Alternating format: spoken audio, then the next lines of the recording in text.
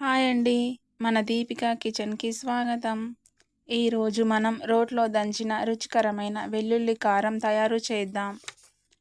ఈ వెల్లుల్లి కారం వేడివేడి అన్నంలో కొద్దిగా నెయ్యి వేసుకొని ఈ వెల్లుల్లి కారం కలిపి తింటే రుచి అద్భుతంగా ఉంటుంది. ఇప్పుడు ఈ వెల్లుల్లి కారం ఎలా తయారు చేయాలో చూద్దాం. ముందుగా ఒక పెద్ద వెల్లుల్లి గడ్డను తీసుకొని పొట్టు తీసి పెట్టుకోవాలి. ఇప్పుడు ముందుగా రోట్లోనే 2 చెంచాల కారం, 1 చెంచా ఉప్పు, కొద్దిగా జీలకర్ర వేసి కొద్దిగా దంచుకోవాలి.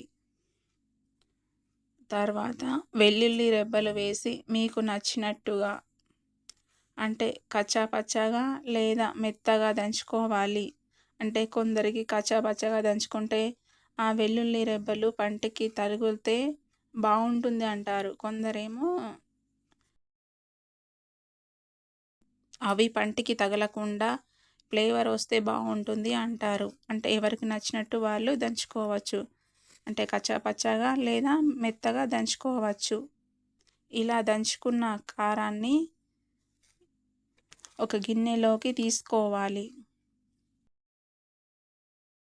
ఇప్పుడు తాలింపు కోసం ఒక పాత్రలో నూనె పోసి నూనె వేడైన తర్వాత ఆవాలు, జీలకర్ర, శనగపప్పు, మినపపప్పు పోపు దినుసులు వేసి తర్వాత ఒక ఎండు మిరపకాయ, తర్వాత కరివేపాకు వేసి బాగా వేయించాలి. ఇలా వేగిన పోపుని ముందుగా మనం దంచి పెట్టుకున్న వెల్లుల్లి కారంలో తాలింపు వేయాలి. అంతే, ఎంతో